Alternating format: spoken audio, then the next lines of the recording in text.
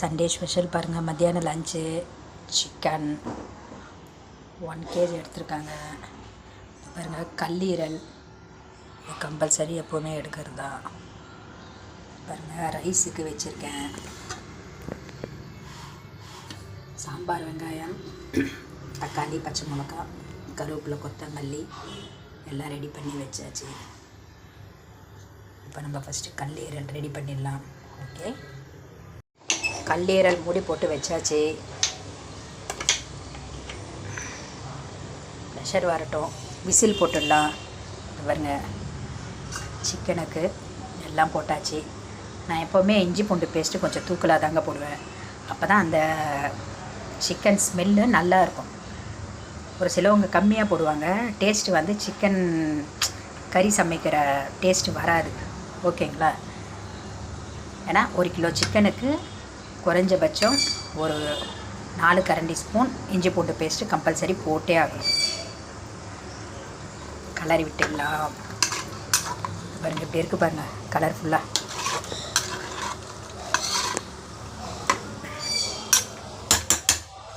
Whistle போட்டுடலாம் நம்ம.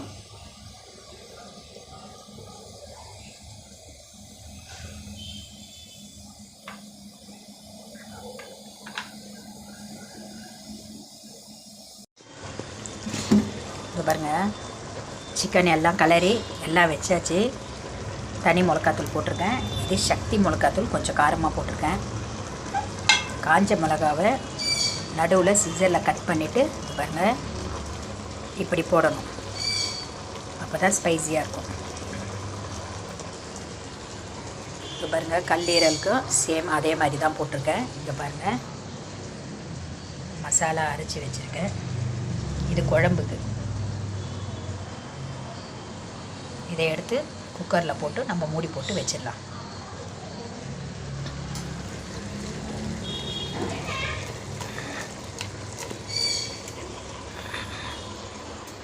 எல்லா சிக்கனும் போட்டு குழம்பு வைக்க போகிறாங்க. எக்ஸ்ட்ரா ஃப்ரை எல்லாம் ஒன்றும் கிடையாது. Only chicken gravy. பாருங்கள், இப்படி இருக்குது பாருங்கள், கலர்ஃபுல்லாக பார்க்குறதுக்கு. கிளறி விட்டுட்டு உப்பெல்லாம் போட்டாச்சு. மூடி போட்டு ஒரு 2 விசில் வச்சா போதும். ரொம்ப வைக்கக்கூடாது. நாராக வந்துடும் சிக்கன். அப்புறம் டேஸ்ட்டும் இருக்காது, பார்க்குறதுக்கு நல்லாவும் இருக்காது. Be care.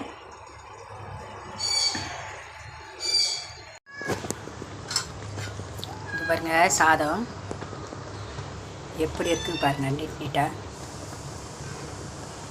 சாதம் நல்லா மலர்ந்து இப்படி வரணுங்க.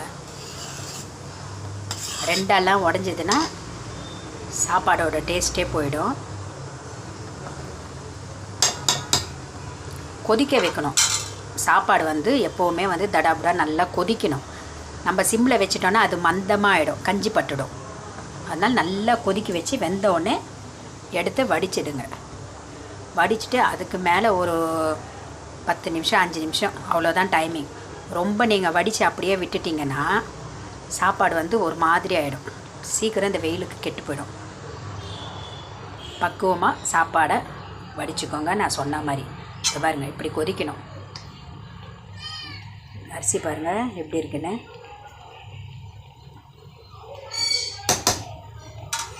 வெயிலுங்க, தயவு செய்து பாத்திரத்தில் கொஞ்சமாக போட்டு வடிச்சுக்கோங்க. குக்கரில் வடிங்க. நைட்டு வரைக்கும் இருக்கும். ஏன் மறுநாள் வரைக்கும் நம்ம காலையில் வரைக்கும் தயிர் ஏதாச்சும் போட்டு சாப்பிட்டுக்கலாம்.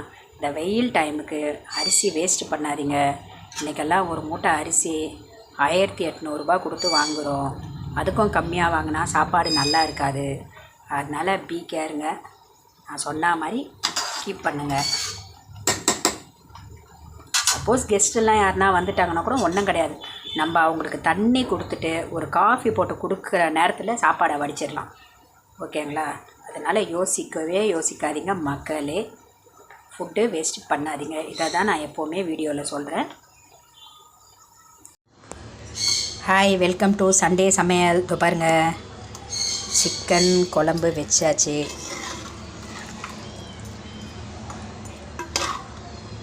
பாருங்கள் பீசஸ் எல்லாம். நெக்ஸ்ட்டு ரசம், தயிர். இது பாருங்கள், கல்லீரல் கிரேவி, சுட சுட ஒயிட் ரைஸ் ஆவி பறக்க. இது பாருங்க, வடிகஞ்சி, வடித்த கஞ்சியில் உப்பும் 1 பாக்கெட் தயிரும் போட்டு வச்சுருக்கேன். நல்லா கூலிங் ஆகிட்ட பிறகு இதை குடிக்கணும். ஓகேங்களா? உடம்புக்கு நல்லது. அதனால் வடித்த கஞ்சியை யாரும் வேஸ்ட்டு பண்ணாதீங்க. தண்ணியை வச்சுக்கோங்க. இதில் தான் சத்து நிறையா இருக்குது. தயிர் கலந்து உப்பு கலந்து ஆனியன் வேணால் சின்னதாக கட் பண்ணி போட்டு குடிங்க, உடம்புக்கு நல்லது. இதான் சண்டே சமையல்.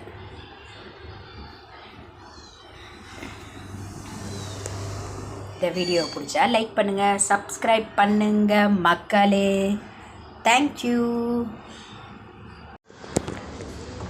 இவருங்க 3 பேரும் சாப்பிட்றத பாப்பா சமைச்சு முடிக்கிறதுக்குள்ளே பிராணம் எடுத்துருங்க.